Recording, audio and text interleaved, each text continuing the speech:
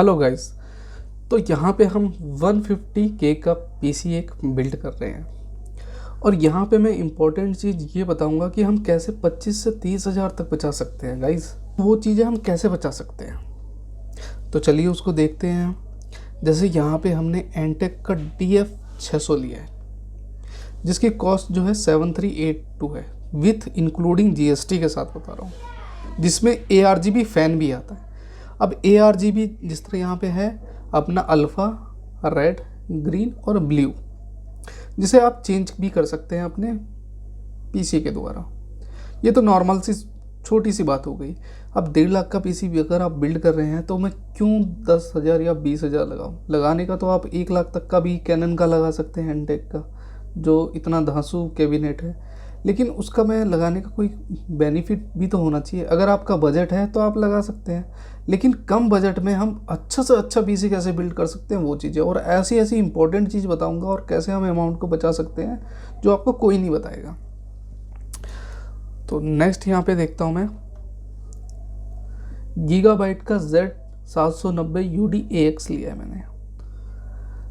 यहाँ पे 2 मॉडल आता है फ्रेंड, एक AC भी आता है और AX आता है। तो दोनों में डिफरेंस क्या है? AC जो है वो सस्ता है और AX 2-3 हज़ार महंगा है। AC में रहता है फ्रेंड कि आपका उसमें ब्लूटूथ नहीं होगा, और AX में ब्लूटूथ और वाईफाई भी होता है। हालांकि AC में भी वाईफाई होता है लेकिन AC में ब्लूटूथ नहीं होता। अब इसमें बेनिफिट ये है कि जैसे कंप्यूटर में आप कोई भी कीबोर्ड वगैरह ये सब जो लगाते हैं, कोई भी अपना माइक वगैरह ये सब है, तो उसमें ब्लूटूथ अगर होगा तो वो बाय डिफ़ॉल्ट कनेक्टेड हो जाएगा और काफ़ी अच्छा भी रहता है। और इसमें आपका 14 जनरेशन भी वो होगा। इसमें दिखा तो रहा है 12 जनरेशन, लेकिन अपडेटेड वर्जन है 13, जिस तरह 12 दिखाया हुआ है, जिसकी कॉस्ट 24,365 रुपये है। नेक्स्ट स्लाइड देख लेते हैं हम यहाँ पे। तो ये है अपना Z790 UD-AX का, और ये इसकी स्पेसिफिकेशन है। इसमें इम्पॉर्टेंट चीज़ मैं बता देता हूँ। जिस तरह 4.0 NVMe आता है, अभी 2 वर्जन चल रहा है 2.0, अब लेटेस्ट जो आ गया 4.0 आ गया है। और दूसरी इम्पॉर्टेंट फ्रीक्वेंसी क्या है इसमें कि DDR5 इसमें आपका रैम सपोर्ट करेगा, जो 8000 मेगाहर्ट्ज़ फ्रीक्वेंसी तक में आपको रिस्पांस देखने को मिलेगा इसका। वही नेटवर्क में देख लेते हैं, यहाँ पे 2.5 GB लैन एंड वाईफाई 6 ही देखने को मिलेगा आपको। और फीचर जो है multi temperature sensors, hybrids, fan, headers with fan stop, ये सारी चीज़ें जो नॉर्मली रहती है वही सारी चीज़ें हैं इसमें। यहाँ पे आप देख लेंगे कुछ की फीचर हैं। जो इम्पोर्टेंट चीज़ें मैं बता दूं कि यहाँ पे अगर आप देखेंगे, let me show you, 16 slot यहाँ पे विद अल्ट्रा ड्यूरेबल आर्मर यहाँ पे एक दिया हुआ है आपका। तो यहाँ पे ग्राफिक कार्ड आप महंगे से महंगा 4060 Ti तक में इसमें सपोर्ट करेगा, कोई दिक्कत नहीं है। 24 GB तक का आप लगा सकते हैं इसमें। रैम का यहाँ पे नॉर्मली आप देखेंगे 4 स्लॉट तो दिया वही रहता है यहाँ पे। NVMe का यहाँ पे आप देखेंगे कि 3 पिक्सल 4.0 का यहाँ पे ये देखिए 1, 2 एंड 3, और 3 में ये जो है आपका एक्स्ट्रा कवर के साथ में दे रखा है। तो 3 NVMe आपको मिलती है, जिसमें 3 NVMe आप लगा सकते हैं। बाकी नॉर्मली वही 8Hz, ये तो ऑडियो वगैरह ये सब तो नॉर्मली है, ठीक है। नेक्स्ट यहाँ पे आप फ़ैन का कलर भी चेंज कर सकते हैं अपने अकॉर्डिंग। जो फ़ैन है उसका कलर आप चेंज कर सकते हैं। नेक्स्ट यहाँ पे हम देख लेते हैं इंटेल कोर i9 जो है अपना 14 जनरेशन मैंने लिया है यहाँ पे। अब यहाँ पे 14 जनरेशन लेने का रीज़न ये है कि हम 1.5 लाख तक का पीसी अगर बिल्ड कर रहे हैं तो मैं क्यों ना अपडेटेड ही लूँ, मैं क्यों ओल्ड वर्जन पे जाऊँ। और Ryzen 9 के कंपैरिजन में ये फास्ट चलेगा आपका, जिसमें 8 कोर्स और 16 ई कोर्स के साथ में आता है, जिसमें इंटीग्रेटेड ग्राफिक होता है। ये याद रहे कि i9 14900 के FB आता है, जिसमें इंटीग्रेटेड ग्राफिक नहीं होता। आप मान लो OBS ये सब स्टूडियो रिकॉर्डिंग वगैरह ये सब जो चलाते हैं इसमें एक ऐसा सॉफ्टवेयर भी है जिसमें आपका ग्राफिक कार्ड जो मांगेगा उसमें मस्ट रहेगा। तो अगर मान लो आपने i9 का 14 जनरेशन KF ले लिया और ग्राफिक कार्ड नहीं लगाया आपने, तो आपका जो सॉफ्टवेयर है वो नहीं चलेगा, वो एक्सेप्ट ही नहीं करेगा। तो बहुत से लोग इसमें जगह कंफ्यूज हो जाते हैं, तो इस चीज़ का ध्यान रहिएगा। और 59,600 का प्राइस है, लेकिन इसका प्राइस डाउन है। हम आगे कैलकुलेट करेंगे और कैसे 25 से 30 हज़ार बचा सकते हैं वो भी बताऊंगा मैं, और कुछ इंपॉर्टेंट पॉइंट भी बताऊंगा आपको। नेक्स्ट यहाँ पे डीपकूल LE720 हमने लिया, जो मोर देन एनफ है एकदम। 7690 RGB फैन के साथ में आता है। नेक्स्ट यहाँ पे इससे ज़्यादा तो कोई है ही नहीं, 990 अपना सैमसंग का, जिस तरह आपने देखा होगा प्रो जो है 2 TB का यूज़ किया है। अब यहाँ पे इम्पोर्टेंट रोल चालू होता है, जो ध्यान से सुनिएगा। अगर आप एडिटिंग करते हैं या आप गेमर हैं, तो फ्रेंड मैं रिकमेंड करूँगा कि आप C ड्राइव जो बनाइएगा तो वो 2 TB से कम की मत बनाइएगा। अब कहेंगे कि 2 TB क्यों, लोग तो 500 GB बना सकता है। हाँ बना सकते हैं, 256 में भी बनाते हैं, क्यों नहीं बनाते हैं। लेकिन अब जो सॉफ्टवेयर आ रहे हैं ना, जिनका मेमोरी साइज़ आप सुन के भी हैरान हो जाएंगे। आपका एक गेम, जिस तरह आप वाइस सिटी ये सब खेलते हैं, 250 GB तक खा जाता है। गॉड ऑफ वार ये सब गेम के लिए करते हैं, तो 1 GB आपका 3-4 गेम कब अपडेट वगैरह ये सब लेके आपका 1 TB ख़त्म हो जाएगा, आपको पता भी नहीं चलेगा। और 1 TB आपका ये सब है कि सॉफ्टवेयर वगैरह 500 GB ये, तो 1.5 GB ख़त्म हो गया, तो 500 GB तो स्पेस रहना चाहिए। मैं ये आपको पता है कि अपना 10 साल का एक्सपीरियंस आपके साथ शेयर कर रहा हूँ, तभी ये चीज़ मैं बता रहा हूँ आपको, ताकि आप इन सब चीज़ से अवेयर लें। आप खरीद सकते हैं 3-4 हज़ार का, आप नॉर्मल हार्ड डिस्क खरीद लीजिए और उसे अटैच कर दीजिए, उसमें जो अपना मूवी वगैरह जो भी क्लिप्स वगैरह अपना डाटा स्टोरेज का है उसमें डाल दीजिए। लेकिन C ड्राइव आपका एकदम सॉलिड रहना चाहिए। ओके, चलिए नेक्स्ट देख लेते हैं। यहाँ पे किंगस्टन फ्यूरी 32 GB 600 मेगाहर्ट्ज़ में जो आता है आपका DDR5। यहाँ पे डीलर कमाता है पैसा। कैसे कमाता है, यहाँ पे आपको 3200 MTS दे देगा, कहेगा एकदम फाड़ू चलेगा, और वो पता है कितने में आएगा, 5000 में आ जाएगा। और वही मेन रोल होता है यहाँ पे। तो इस चीज़ का बड़ा ध्यान रखिएगा कि 3200 मेगाहर्ट्ज़, और अब आने का पता है 8000 मेगाहर्ट्ज़ भी आता है। मतलब ये लगाओ कि चुटकी बजाएगा और उसी तरह खुलेगा, जैसे वर्ड पैड खोलते हैं ना, वर्ड पैड में काम करते हैं, उसी तरह विंडो और आपका ये सारी चीज़ें काम होगी।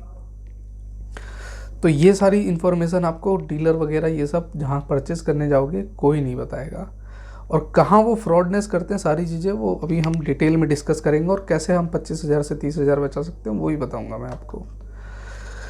अब इतने सारे महंगे महंगे कंपोनेंट लगा रहे हैं, तो 850 मोड़ देना है। आप 650 में भी लगा सकते हो, कोई दिक्कत नहीं है। लेकिन 850 इन फ्यूचर में आप अगर ग्राफिक कार्ड अपग्रेड वगैरह करवाते हो तो उसके लिए आपको 850 मोड़ देना है, क्योंकि सफिशेंट रहना बहुत ज़रूरी है। 11,000, अब इतना भाई 60,000 का हम प्रोसेसर खरीद रहे हैं, तो 11,000 का तो नॉर्मली हम लगा ही सकते हैं अपना। ओके, फिर आ जाते हैं 12 GB का। यहाँ पे मैंने N3060 गेमिंग का लिया हुआ है, जो बहुत ही ज़्यादा परफेक्ट है, गीगाबाइट का, और आपका गेमिंग जो है एकदम मक्खन की तरह चलेगा। अब इसके बाद हम आ जाते हैं अपनी कैलकुलेशन पे कि इन सब की कॉस्ट लेके क्या बैठता है।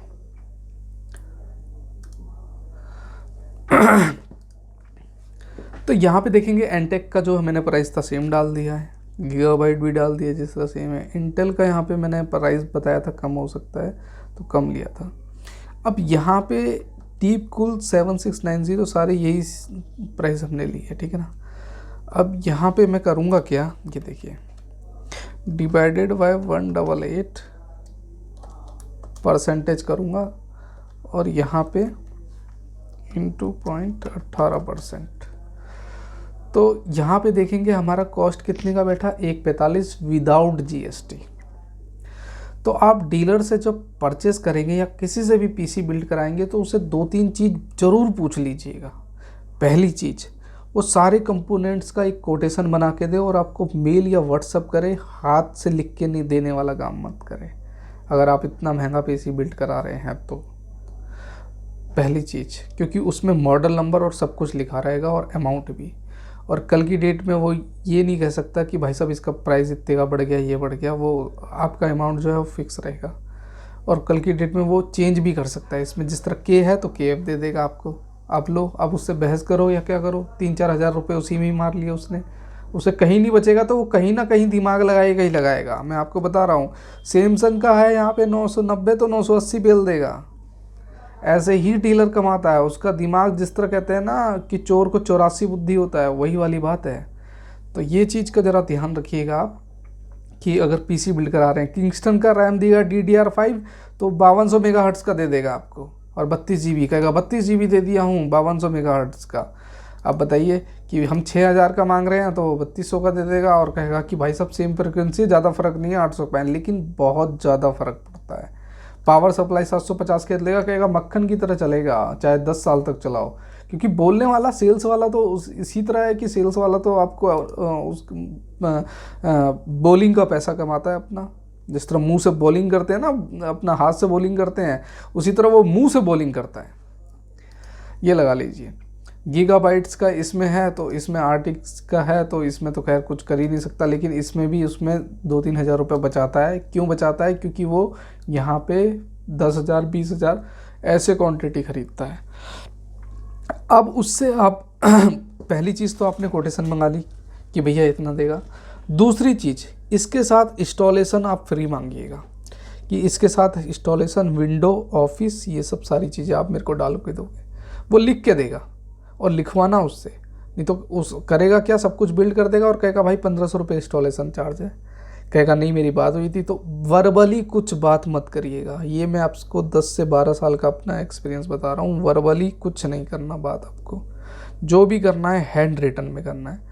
क्योंकि यंग जनरेशन में क्या होते हैं बच्चे कि इसमें करते क्या है कि जल्दबाजी में करते हैं और अपना पीसी बिल्ड करवा के ले जाते हैं।